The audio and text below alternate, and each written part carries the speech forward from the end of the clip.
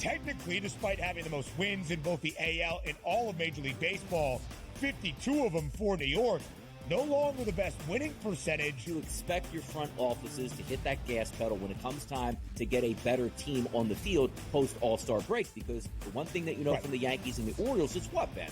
You're going to fight with each other throughout the stretch here, and you want home field advantage. The Early Line, only on SportsGrid.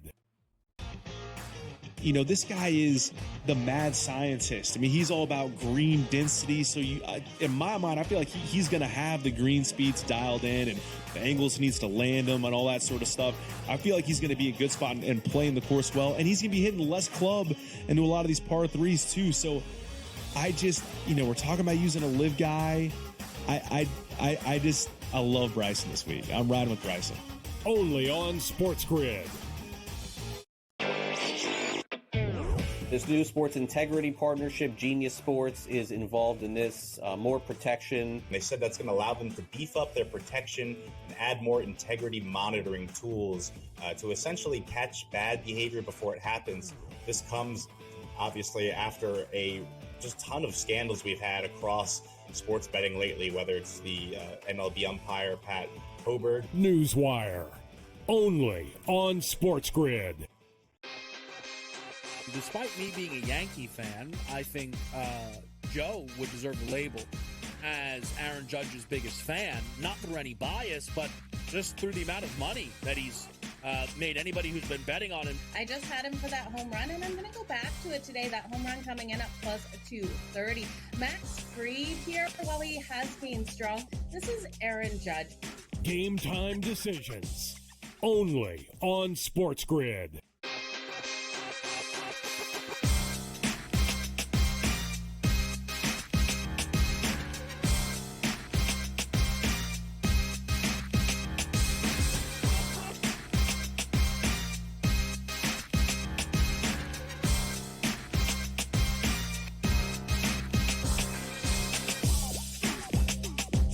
It is an intense game time decisions. We are live right here on SportsGrid. I'm Kevin Walsh. It's a Saturday morning. We're live at Wimbledon. Paulini, Krejcikova, it's live. We just had a championship point opportunity for Krejcikova. We had Casey Hudson and Joe Pisapia covering this tournament throughout. Casey Hudson will be here momentarily. We are following the action right now. Paulini has an opportunity to make this 5-5 in the third set, so there's a lot happening there. But also, I can't help myself, just in case you want to get in the mix, quick pick style, Angel Reese, bounce back spot. The New York Liberty and the Chicago Sky will be playing at 1 p.m. You see me, I'm a real pro. I got my eye on this match. Over 13.5 points for Angel Reese. She's missed this in 2 straight. She has not missed this in 3 consecutive since she started all of the double-double streaks that we've seen for Reese. So that is how we're going to look to get involved with the WNBA on this Saturday. We have some Scottish Open that we will get to as well. I placed an outright bet. I am on Paulini entering this match. We have seen the odds move quite a bit. It has now been since brought back 40 all. Is that how you say it? I know there's very specific terminology. Perhaps Casey Hudson can help me out. Casey, appreciate you making some additional time here on a Saturday morning. What are you seeing in this women's final at Wimbledon? A bigger toe-to-toe matchup than I think we were all in for.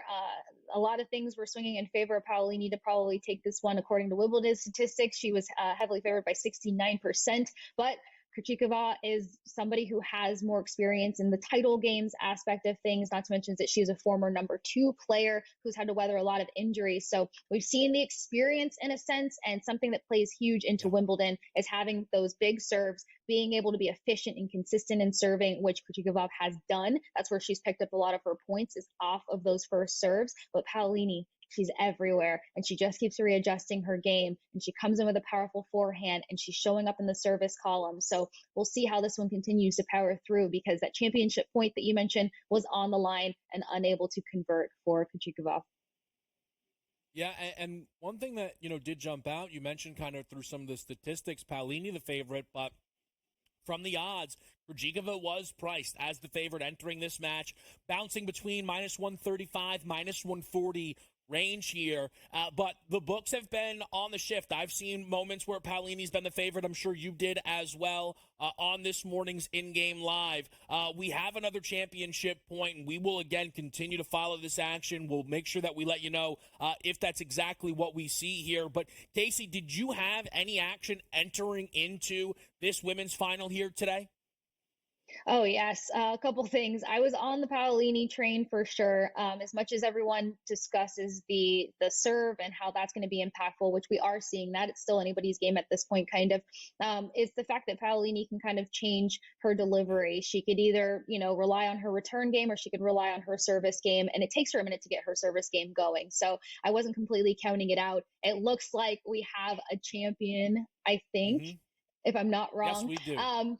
Yes, we do. So heading into this, Paolini winning it and then plus 23 total games obviously was not a hit there, but what a great battle these two have had. What did hit, though, Kevin, is over 5.5 aces. I think this wrapped up at over 8 aces. We saw that played a huge factor in Krejcikov's game. In this third set, she really started coming in with aces at key moments, and that's what kind of helped her prevail and get some back-to-back wins in her games. She went on a bit of a streak there, which I think kind of pushed Paolini's pace and started to kind of reel her in to play a slower game. So one thing hit.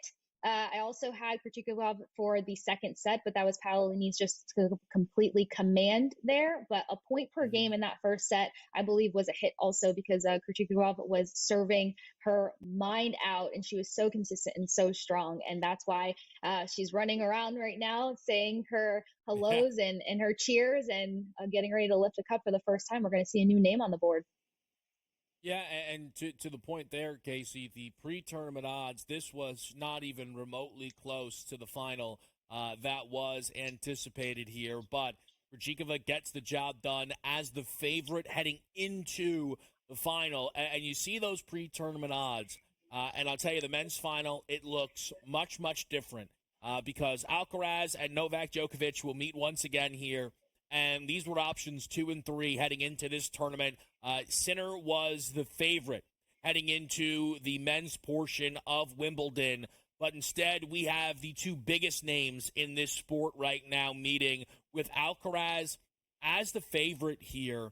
I have a plus 400 bet in, Casey, on Novak to win the first set, but Carlos to ultimately win the match, which I thought was worthwhile. We've seen Alcaraz have some slow starts. He's dropped the set now in 4 consecutive, and 3 out of the 4 matches, it's the first set that we've seen dropped here. So I thought at plus 400, that was a worthwhile approach. Have you made any bets yet for the men's final tomorrow morning?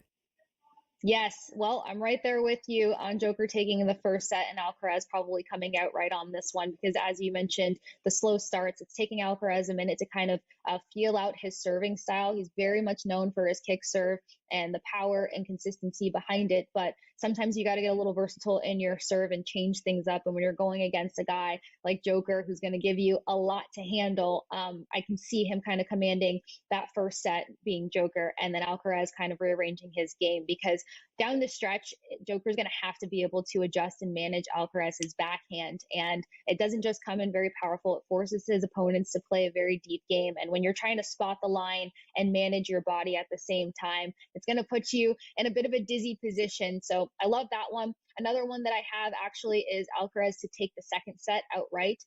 That one was sitting at plus money also. And then when it comes to strong serving, as I mentioned before, that's a big factor when it comes to Wimbledon, playing on grass. You've got to be able to be consistent and key in those serves. I would keep an eye out on the over-under for aces, especially if Joker's is coming in at like 3.5. I would take the over on aces for Joker, but then also as a total between the two guys, if that comes in above 5 or 6 or at 5 or 6, I would take the over total on aces. And then one other thing to keep an eye on, something that just worked for Barbora Katurkachev as she pulls off her victory, is the point off of the serve. That's something that Joker can do quite consistently. And I think you can grab some money live throughout the tournament tomorrow if you gauge those points per serve numbers and odds usually coming in at plus money. All stuff then we'll be keeping tabs on. Again, that is Casey Hudson. Casey, we thank you for sticking around a little bit as we crowned a winner. And again, best of luck with the men's final tomorrow morning. Thank you, Kevin. See ya. All right, great stuff there from Casey Hudson. And a few other additional spots that I'm looking at for the match tomorrow. Now, I know if I tell you I have a best bet at minus 225, you're going to, please. But I actually think we can make a pretty strong argument that we've got some value here, which is both players to win a set, yes, minus 225. If you take a look at each guy's individual price in this market, now this varies from book to book, but you could find minus 500 on one, minus 1,000 on the other. You know, if you throw that in a little parlay calculator, that's around minus 330. Now, it's a little bit different because, again, a parlay, it doesn't exactly line up. But I think you're seeing that type of value right now at minus 225. I've mentioned the drop set for Alcaraz. It's been consistent. It's happened in all 4 matches at this Wimbledon against a ranked opponent. I actually almost gave out Novak to just win a set, minus 500. But I think Alcaraz, he's not going to get shut out here in the final. And it's also why I like over 40.5 games, minus 118. Last year's was long. I think this year's will be no different as we have the chance for another great one between what is certainly an all-timer in Novak and on his way in Carlos Alcaraz. We'll talk some Scottish Open next. It's Game Time Decisions live on a Saturday morning.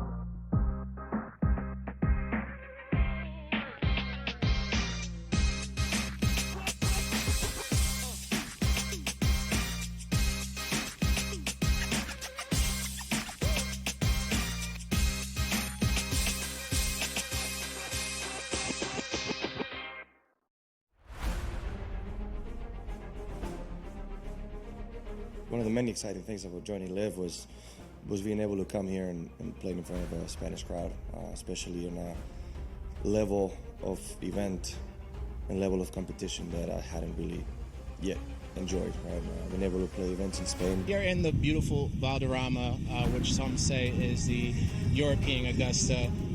It's so special. There's so much history here. There's so much Spanish history here. Well, it has so much history behind. It's only a 50 years old club, but so much has happened through the years. I mean, we had the Ryder Cup, we had World Gold Championships, and now we have Live. It's very exciting, and really, if there was ever a place to get my first win, I feel like this would be the perfect week. I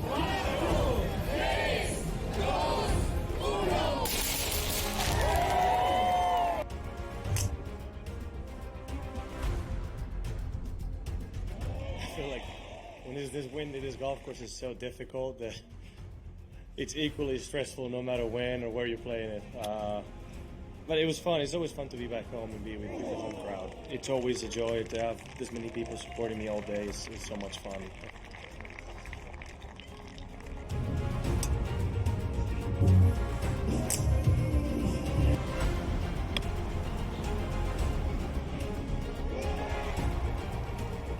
What the heck course were you playing today? I don't know. It's brutal out there. It is brutal. I don't know. I just made everything I looked at, Jerry. You have those days. I suppose this is one of those days for me, so I relished it. I really enjoyed it. Every time I stood over a putt, just felt like I could make it, and you don't get days like that too often, or certainly I don't. So, yeah, I relished in it, and I managed to hit a lot of good shots as well. So it was a special day.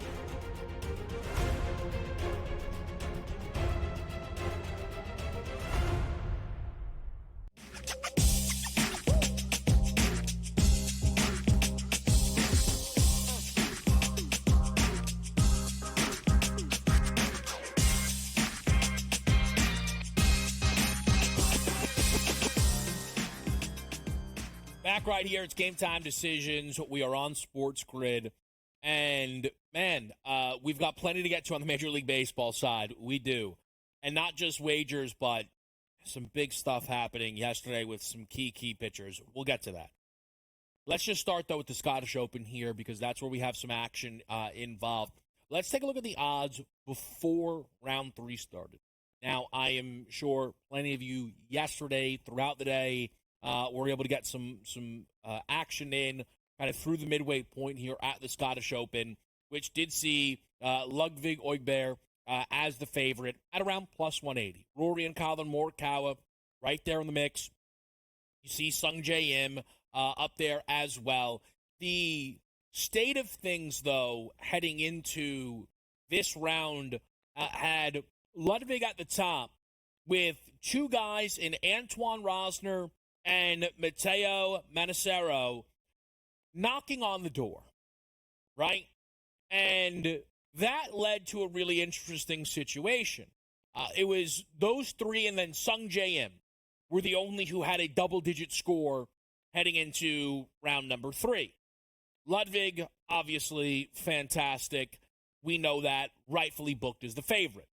Rosner wasn't getting a ton of respect in the market, but he still made the graphic, and Sung Jae Im did as well, with only Ludwig, Rory, and Morikawa having better prices. Who did not make that initial push was Matteo Manassero. And the number that I bet at 45-1 has since been doubled. It's now 90. I'm not saying run to the window. I won't place another wager for the Scottish Open until today's round settles. But I did place the Manassero wager. And it is not as if this is all done. It's not as if, all hope is lost. He is 3 shots back. He entered today 2 shots back. And again, there were only 3 golfers who were as good or better than him through the first 2. So we were getting 45-1 on Manassero. It suggests, obviously, a guy who does not have the pedigree to suggest, he's going to win this, right? This is a guy who, on the PGA Tour this season, his only appearance was a missed cut at the U.S. Open, where he shot 14 over. So I absolutely understand it. But he had a statistical profile I could not pass up on. We have talked with Brady Cannon throughout this golf season, and it's been an absolute treat here. And I've taken a lot from Brady. And in this Manassero play, I took what is kind of the foundational advice, but did ignore a piece of one-off advice. What am I trying to get at? We always look for guys that are performing well in strokes, tee to green, right? Strokes gained, tee to green, and who could be due for some putting positive regression. Well, Brady said at this tournament, you're going to want someone whose putter is actually performing. Because this looked like it could be another birdie fest, the winning score at 20 or better, you're going to need somebody who's probably inside that top 75 strokes gained putting in a field of 150 golfers. You wouldn't want to veer too much off of that. Well, Manassero, through 2 rounds, at 45-1, was 120th in putting, which is awful. It's really, really bad. And I could not, though, pass up with that being true, because on the other end of it, he was number 1 in this field. Strokes gained, tee to green. I understand he does not have the pedigree. I understand that this course could be a little bit different. But getting 45-1 on a golfer who only is looking up at 2 guys, he is back by 2 shots, is bottom 100 in putting, but first in strokes gained, tee to green. I had to make that wager, even if the early returns have not been positive, and they've not been disastrous.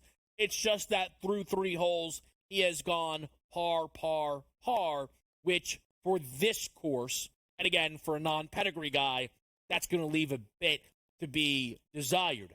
I did play Manassero, though, in another way, which was with Antoine Rosner in a top 20 parlay. Due to their lack of pedigree, you're able to get a nice plus price on 2 guys that were comfortably inside that top 5. If you look right now, again, both are sat here even. One is T7 in Rosner, the other is T11 in Manassero. And they have still some separation to them. Eventually, they're going to have to put some green on the board, put some putts in, no doubt. But a plus 133 on 2 guys that were 111 under and 110 under I thought was absolutely a worthwhile play, and it's the move that I made. To give you your updated odds at the Scottish Open, plus 125 is the Ludwig number, so that is dropping. Plus 750 Colin Morikawa, so he continues to impress. Somebody that we know next week is going to be in the crosshairs for a lot of people, including Brady Cannon. Rory McIlroy, your next choice here at plus 800. Sahith Theegala and Robert McIntyre round out the only 5 golfers who are under a 10-1 bar. Robert McIntyre presently is a co-leader alongside Ludwig at 13 under. I should mention Tommy Fleetwood, who is at 12 under. He's at 22-1. He has been a considerable gainer today at 6 under. Tommy Fleetwood right now, alongside a few others, having the top score out here on the course today. So that's where things stand at the Scottish Open. If anything monster pops, we'll make sure to let you know. And then tomorrow we'll certainly be picking up the pieces for the Scottish Open. And at the Kevin Walsh, I did, again, we'll see how fruitful it all is. But I let people know where I was going to be in the mix for that, as well as the women's final. Women's final didn't go, our way. All good. Paolini ends up losing that match. But I'll send that out just overnight. And again, that Wimbledon card is already in. I'll just run through it super quickly for people. Novak to win the first set. Alcaraz to win the match is plus 400. Both players to win a set, yes, minus 225. And over 40.5 games in the men's final at Wimbledon, which should be a fantastic, fantastic watch. We're going to talk some horses next here.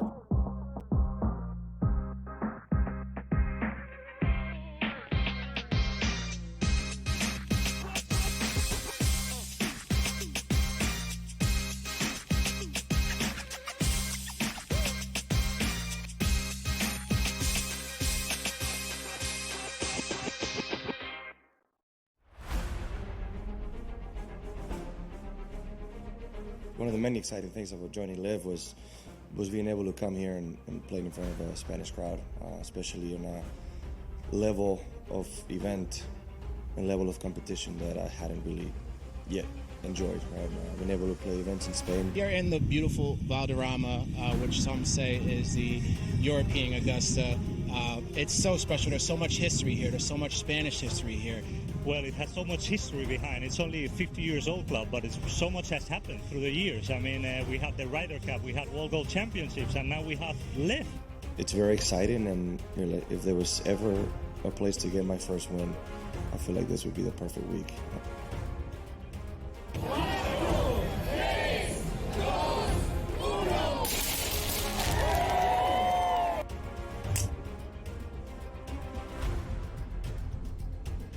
I feel like when this wind in this golf course is so difficult that it's equally stressful no matter when or where you're playing it.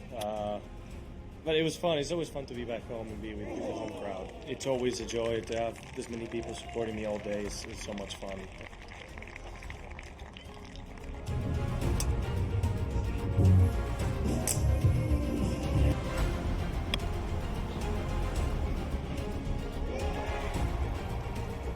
What the heck course were you playing today? I don't know. It's brutal out there. It is brutal. I don't know.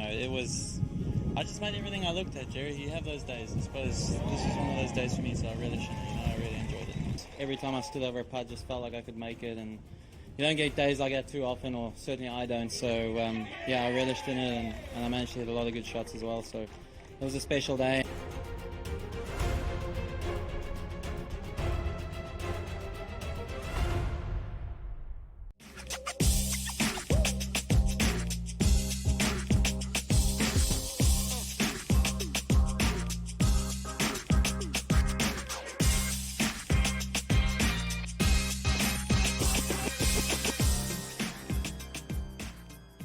We're back right here on SportsGrid. I said we're going to talk some horses. We're looking to get in the mix here with Gino Buccola in a little bit.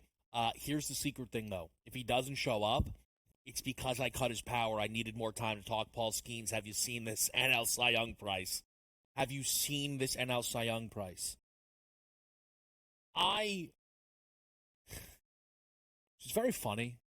I know I am loud and boisterous and things like that. I get it all. I really, really do.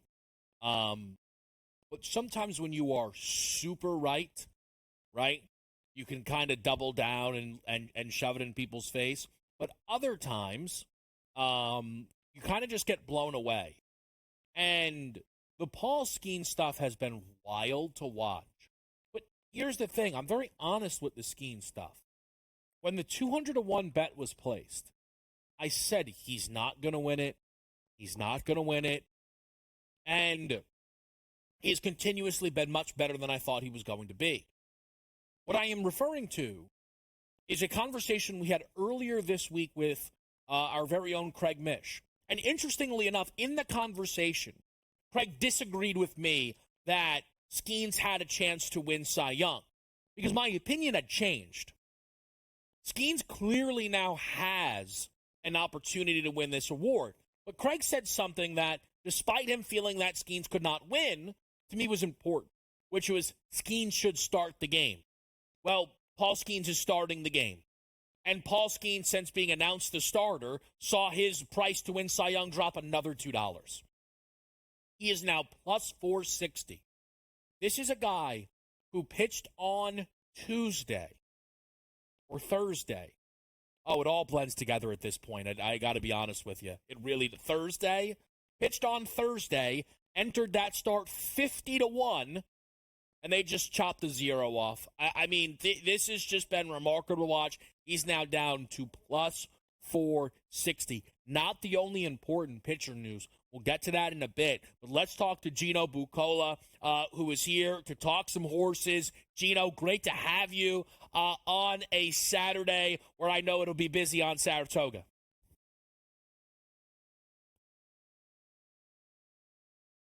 Sorry, Kevin. It's like one of the first times I've done this, right? I had the mute button on. Seriously, we've done 5,000 of these before. It's a perfect time of the year if you're a horse racing fan right now, because you were talking about baseball. I just started doing my NFL team previews, but it's kind of that in-between time, and this is when the big summer racing meets are going on. We have Saratoga that's opening up. Just opened the other day. This is opening weekend, and then we'll follow suit next Saturday with Del Mar. Next Saturday is also Haskell Day. But this weekend on Saturday, we have the Diana, the Grade 1 Diana, and a fantastic card at Saratoga. I've got a few best bets for you and some plays throughout the day.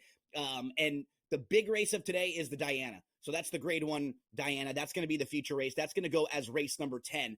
And what's crazy about that race, Kevin, we have 6 horses in that field. They all faced each other the last time they raced, and they were separated by only 2 lengths. So what that tells us, we have a really evenly matched group, and it just is going to come down to the trip that they get. It becomes a real rider's race in that situation. What I like to do, I look for the horses who may have had some sort of a trouble trip last time. Maybe something impacted them. There was a reason why they didn't get the job done, or why they maybe ran a little bit poorly there. That was the case with Coppice. If you watch that race that Coppice was in last time, the number 2, this is a horse that just never had an opportunity to run, never got a chance. I think this is the value play in the race. The horse to beat is Didia. So for a lot of people out there, they might be playing an exacta. Maybe they're playing a pick 4 or a pick 5. Those were a couple of horses that I would use in that race in the feature today. The Diana, Coppice, and Didia. Those are a couple for me. And as you see, we have some plays all throughout the card, Kevin. The first big stakes race is going to come in race number 2. Yeah, I think what we're going to do, Gino, again, I told people it wasn't Gino's fault. I messed with the connection. I had to get more additional Paul Skeens thoughts in. Gino, I'm sure I know you follow it all. The Skeen stuff's been incredible. I'm going to ask you to stick around so we can go through the full card here today. Let's do it. And then maybe we'll talk a little NFL, because you've got me interested with team previews. Yeah. You've told me behind the scenes. I got a future some for you. South thoughts. Yep. Yeah, I'm interested. I can even tell you why I'm mad about as a Dodger fan, with not more all-star representation too. We can sit here for a couple hours if you want, Kevin. I mean, listen, we can clear the deck. Listen, we'll make a couple phone calls, and this will be Gino Time Decisions before you know it. It's a quick break right here on Sports Grid. We'll come back with Gino, get in the mix here, get the horses all set up for everybody on Sports Grid.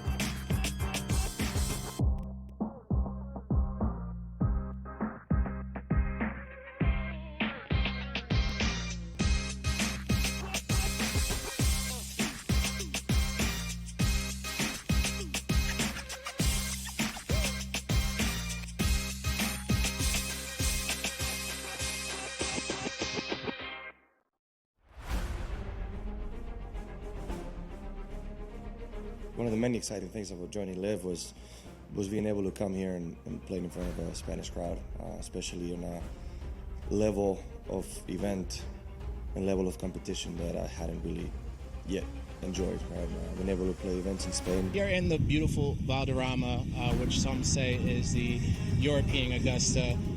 It's so special. There's so much history here. There's so much Spanish history here. Well, it has so much history behind. It's only a 50 years old club, but so much has happened through the years. I mean, we had the Ryder Cup, we had World Gold Championships, and now we have Live. It's very exciting, and really, if there was ever a place to get my first win, I feel like this would be the perfect week. I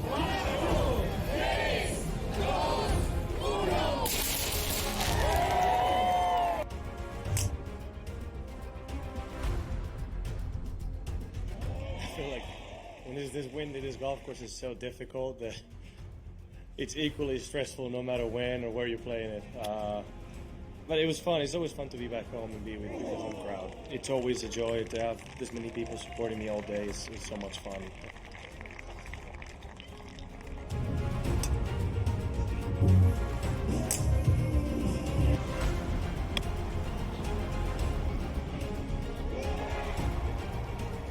What the heck course were you playing today? I don't know. It's brutal out there. It is brutal. I don't know. I just made everything I looked at, Jerry. You have those days. I suppose this is one of those days for me, so I really shouldn't. I really enjoyed it. Every time I stood over a putt, just felt like I could make it, and you don't get days like that too often, or certainly I don't. So yeah, I relished in it, and I managed to hit a lot of good shots as well. So it was a special day.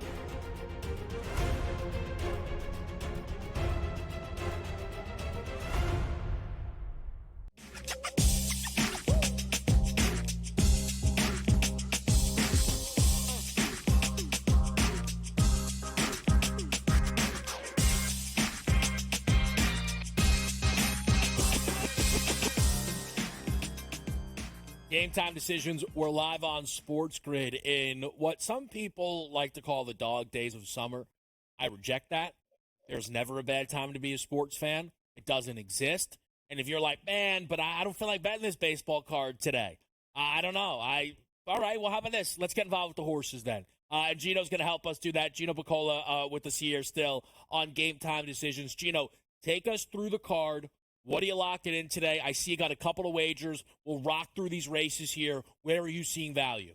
Yeah, we have a graphic with some of my plays that we pulled up a little bit earlier. In the card to start, the second race is a short field, and there was a scratch of a big favorite in there. But we could get you on the board with Carl Spackler, who will probably be in the 8 to 5-ish range. For us sports bettors that bet baseball and football stuff, 8 to 5 is fine, Kevin, right? When you feel good about we love 8 to 5 a lot of the time, but in horse racing, 8 to 5, you go, oh, you roll your eyes and it's chalky, but it's just a small field. It's just a field of 4, and I think Carl Spackler is the class there. So maybe we can get on the board early with Carl Spackler in race number 2. That's the Kelso. That's one of the feature races today over at Saratoga. But the horse that I probably like most, I think, of all today is in race number 8. And that's going to be the number 5, Escondido. He's 10-1 on the morning line, Kevin. And some of the reasons why we really like this horse, he is coming out of a race that we call a key race. He debuted on June the 7th at Saratoga. And so far in that race, we've seen the 9th place finisher and the 10th place finisher come back to win their next start. We've also seen the 5th place finisher come back to win their next start. So 3 horses out of the 10 that were in that race, the 9 opponents that he had, they've already come back to win their next start. Escondido ran very well for just his career debut. Now he's going to add the blinkers. John Velasquez keeps the faith. I think he's going to run really well. And what I do, Kevin, I like to set myself a value line, because we have to remember, in horse racing, it's not like in sports. You don't get the wager number the odds that you bet at the time. You do get the post-time odds. So some of these races, like we'll bet Escondido, if he's 5-1, that's probably too short for me. My value line is 6. I want him to be 6-1 or above, and we can make a wager there. And that's what you have to do in horse racing. You have to be kind of disciplined. Same sort of thing when you're looking for a price with like an NFL future, right? If you want to play or a betting line, I'm only going to play this team if it's 6.5. If it gets to 7, you can't do that. We have to be disciplined, and we have to hold our ground. Yeah, no, I think that makes a lot of sense there, and there's a lot of intricacies within horse betting that even someone like myself, I'm not all too familiar with. So it's why we bring someone like Gino in. Gino, curious just for you, are you on the day-to-day kind of grind when it comes to horse betting? And does that allow you then to just stay super locked in, and it makes it then easy for you on any given day to, be where you need to be with these horses and these jockeys and everything in between? Yeah, absolutely. What's nice is I'm doing the social media for Daily Racing Form too. You can give us a follow at Daily Racing Form on X. And so I'm posting the results, scratches, changes. I'm always knowing what's going on throughout the day. So that's what's nice. I'll make notes of horses that get in trouble. So that way you have a heads up when they come back. You put them in what's called like a stable mail. So you'll get an alert. Hey, this horse is entered. He's going to be running in a few days. So Saturdays, all throughout the summer, anytime you're looking for some extra action, you want to go to shop.drf.com, Kevin, and the DRF YouTube channel. That will help everybody out there if you're looking for some extra action. And I even got a little bonus play for you because I know we don't have much time, but I started doing my NFL divisional previews. We did team-by-team previews. The NFC South, the Falcons are actually minus money in the division. They're like minus 110, minus 115. They're becoming a little overvalued. We know Cousins has to come back from that injury. We haven't seen anyone come back and start the season since at least 2000. I don't like the fact that they didn't draft a whole lot of defense there for Atlanta. I think they're a little vulnerable as a main chalk. I feel like Tampa's going to regress a little bit off of last year. Things went really well for them. In Carolina, they're just too far away. By process of elimination, we get down to New Orleans, who just feels like I have the least amount of things to knock with them. They brought in a new offensive coordinator, one of the offensive coordinators that you want to think about, the San Francisco 49ers, because that's where Kubiak comes from. Going to get a lot of players in movement. Think about Olave and Shaheed. And if you can kind of in your head envision what the 49ers did with those guys, I think life's going to be a lot easier for them. Kevin, we can get them in the plus 350 to plus 400 range, depending on where you're looking. I think in the NFC South, if you're trying to play the division, that's got to be the play. So, Gino and I were kind of talking during the break, and look, the NFL, it sneaks up, right? I am a procrastinator at heart, but I also like to take my time with things, but I can eyeball stuff up. And anybody that knows me, Gino, I love a good bounce back spot. That's what the Saints are in. Absolutely. The Saints are a team. I'll see when I kind of go through, everyone has their own process. When I go through mine, if that's where I end up. But this team was the minus money favorite last year. The roster's basically the same. And now you're getting plus 350, we'll call it. It is a jarring number, ultimately. And again, the meme where it's like the three dragons, two of them are intimidating, and the other's got its tongue sticking out. Right? Yeah. So the minus money favorites are the Chiefs, Niners, Eagles, and Falcons. Yeah, all right. Atlanta can't be in that group. No shot. If you like Atlanta and you think Atlanta's going to have a good year, you want to look at a better way to play Atlanta. You want to play Atlanta like adjusted wins at like 10.5 or 11. If you just think they'll beat up on the division, you find a better way to play them. You can get plus 200, plus 300. That's what it's all about. It's all about finding value. We're not here to pick winners, and I'm not here to stack up my win percentage. I'm here to make money at the end of the day. That's what it comes down to. That's why it's nice in horse racing when we get 8 or 10 to 1 shots here and there. We don't have to win quite as often. That'll take care of us for a while. So hopefully we have a nice day out there at Saratoga, and love to come back and talk with you anytime football. Absolutely. I mentioned Dodgers, and shop.drf.com. That's the place you want to go. We have an entire store dedicated to Saratoga. So if you need extra help, we have betting strategies. We have clocker reports, so they tell you how the horses are working out in the morning, and all of the different tools that you need to succeed when you're playing the races. There it is. Gino Bacola helping us out here on a Saturday morning. Gino, best of luck with the races. I'm sure we'll talk soon. Anytime, Kevin. All right, great stuff there from Gino. And, too, just to kind of piggyback off his point, I've heard some early people kind of hype up Atlanta under the, guise of, they only need 9 wins. Okay, if that's going to be the approach, don't lay minus 115 on a division future. Just bet the under on a team like the Saints or the Bucks. There's got to be different ways to attack. Find a division win total over, right? Where it's like, listen, I think Atlanta's going to beat up on those other 3 teams. and go, 4-2, 5-1, if that's what you believe. I'm not saying I believe that there, but I just think, again, when you look at who Atlanta ends up grouped with by being a minus money favorite, it's the defending champs, the back-to-back champs, and the two teams they beat in the Super Bowl. And Atlanta? Cousins? Kirk Cousins? Really? What are we doing here? So, and again, Gino's so right to bring up the injury stuff, which people have clearly been, men in black erased from. They don't remember it at all. But before you even get to that, the whole story on Cousins is, do you trust the guy? Right? I mean, he's got the one win against that fraudulent, too much New Orleans Saints group that I have no respect for. I mean, they constantly saying they would have beat the Eagles had they beat the Vikings, if not for the Minnesota Miracle. What a clown show. They got beat by Kirk Cousins in a playoff game at home. But aside from that, what has Kirk Cousins done? Plus, they play playoff games on Mondays now. What if he ends up in that game? It's an automatic loss. So, Falcons futures and all this other stuff, I'll tell you this. Look, I'll go through the process.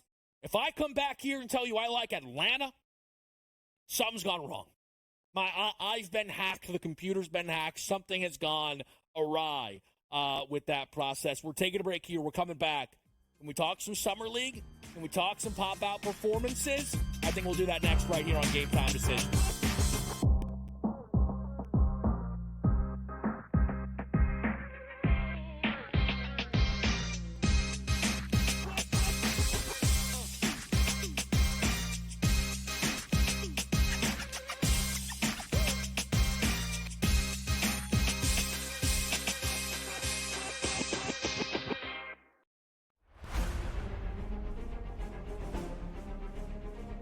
One of the many exciting things about joining Live was being able to come here and play in front of a Spanish crowd, especially in a level of event and level of competition that I hadn't really yet enjoyed. Right, been able to play events in Spain. Here in the beautiful Valderrama, which some say is the European Augusta.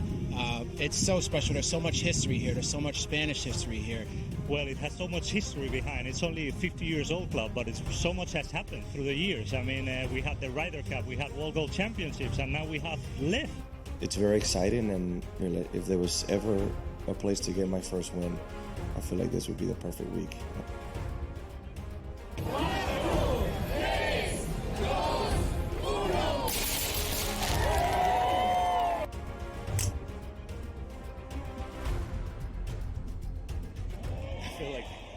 This wind at this golf course is so difficult that it's equally stressful no matter when or where you're playing it. But it was fun. It's always fun to be back home and be with the home crowd. It's always a joy to have this many people supporting me all day. It's so much fun.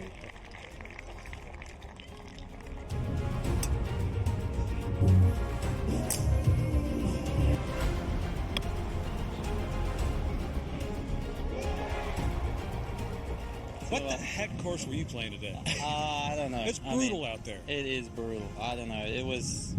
I just made everything I looked at, Jerry. You have those days. I suppose this is one of those days for me, so I really shouldn't. I really enjoyed it. Every time I stood over a putt, just felt like I could make it, and you don't get days like that too often, or certainly I don't. So, I relished in it, and I managed to hit a lot of good shots as well. So it was a special day.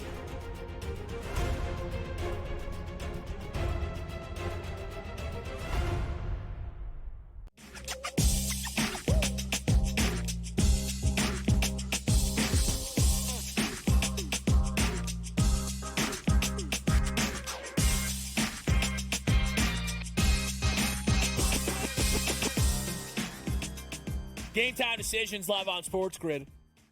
In-season tournament now being labeled the NBA Cup. Not mad at it.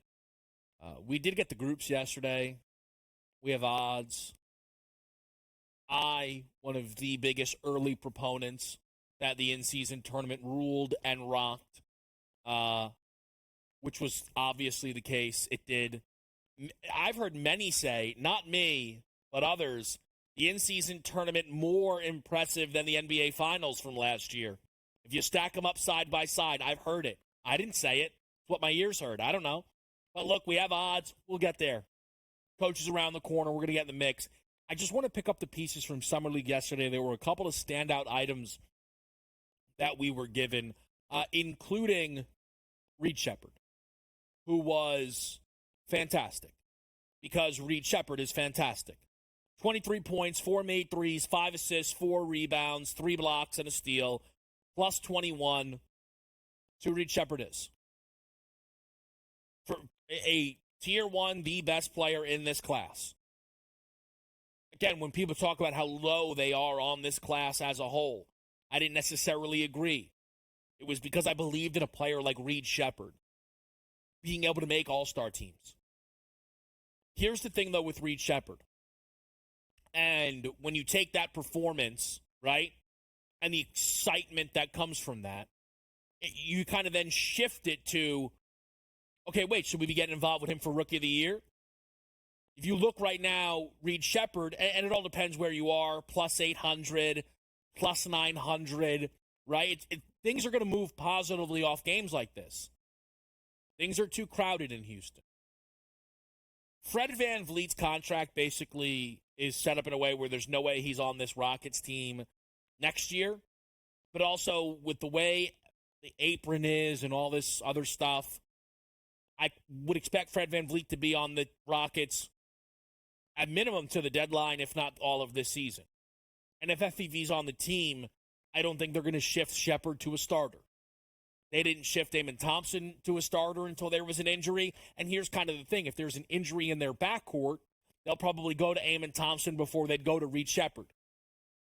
So this is a Rockets team that made a phenomenal pick at 3 overall. But it is very difficult for me to believe that Reed Shepherd is going to be able to win Rookie of the Year coming off of the bench in a loaded backcourt. You know, the thing is, I've talked a lot about Zach Edey and the potential for Zach Edey to start. But he still may only play 21, 22 minutes a night. Maybe less. Now, I think being a starter is going to help, right? I think playing on a more ready to win now team like Memphis will help. But the minutes may not be monstrous for any of these guys. It could be big for Bub Carrington. 19, 9, and 8 yesterday for Washington in a battle of the first pick and the second pick. The player who stood out most, I believe, went 14th overall to Washington, and Bub Carrington. Sarr was solid, 12 and 7, 4 blocks as well. Reza Shea was all right, 18 points, 5 boards, shot at 7 of 16 from the field. He did make 3 threes, which was important. But I mentioned the Bub Carrington potential a few days ago, maybe even a week ago here, and it is not overly tied to what he did. Right now, a 20-1 I see available on DraftKings, 15-1 over on FanDuel. But Tyus Jones, who Washington brought in to be their lead guard, or point guard, right? With the Marcus Smart, Kristaps Porzingis triangle of it all. Tyus Jones looks like he is going to be done in Washington. And some of the reporting was followed by saying that Washington wants to commit to a Carlton Carrington, Bub Carrington backcourt alongside Jordan Poole. If Carrington starts in a backcourt, right? I mean, look, the Wizards are going to be awful anyway, but you expect there to be high-scoring games a lot.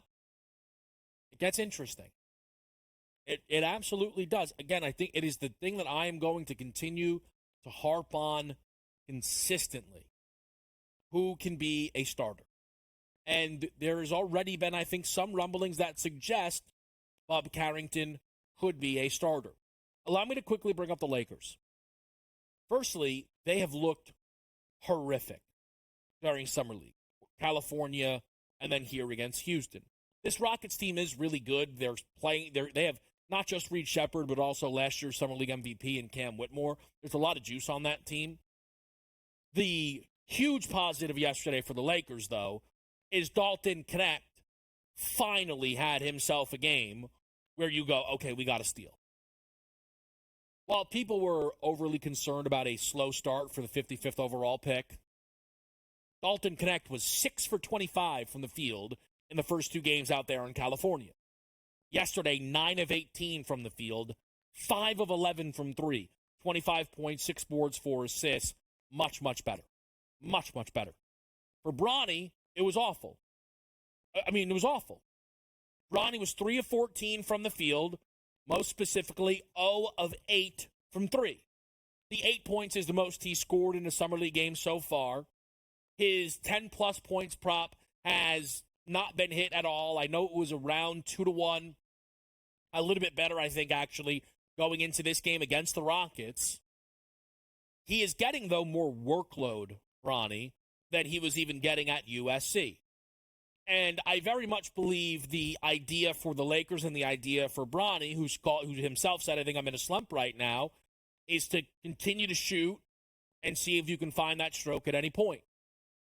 But again, can't stress this enough, Bronny went 55th overall. Just, he looks so bad. Rob Dillingham, my boy, 2 for 12 yesterday. Jared McCain, in his second game, horrific. We see bad games all the time. Bronny just simply looks like a 55th overall pick. Flashing some of the defense, he cannot get the three-point shot to land. It has to land to some degree if he does want to justify a roster spot he may end up getting. Quick break, it's Game Time Decisions on Sports.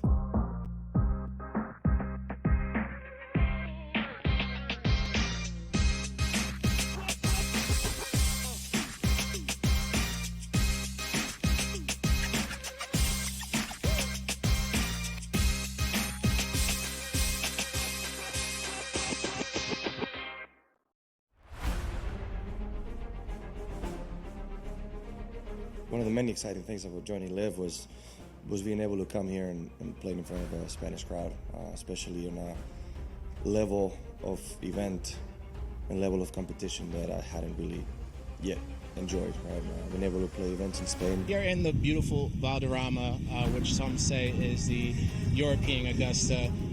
It's so special. There's so much history here. There's so much Spanish history here. Well, it has so much history behind. It's only a 50 years old club, but so much has happened through the years. I mean, we had the Ryder Cup, we had World Gold Championships, and now we have Live. It's very exciting, and if there was ever a place to get my first win, I feel like this would be the perfect week.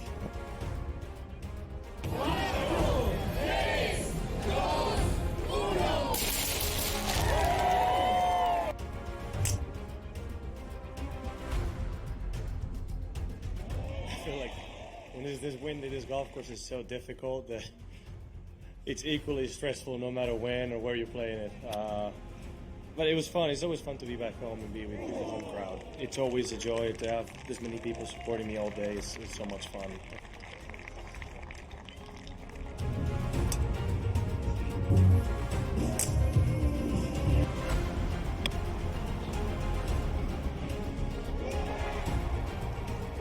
What the heck course were you playing today? I don't know. It's brutal out there. It is brutal. I don't know.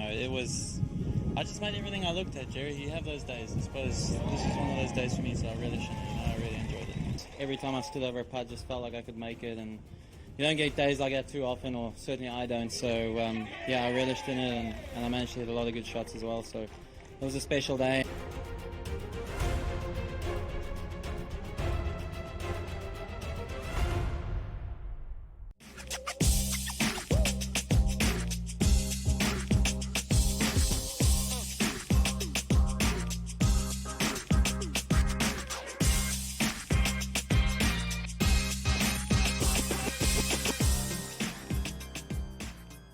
All right, we're back with you right here on SportsGrid.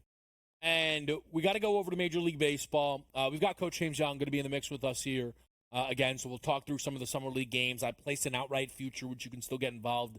We'll get to all of that. But yesterday, we're going to talk something from a Pirates game that is not about Paul Skeens. It's about Garrett Crochet. So around a little earlier than about 5 p.m., we found out that it was going to be a, quote, shorter start for Garrett Crochet with Jonathan Cannon coming out of the bullpen.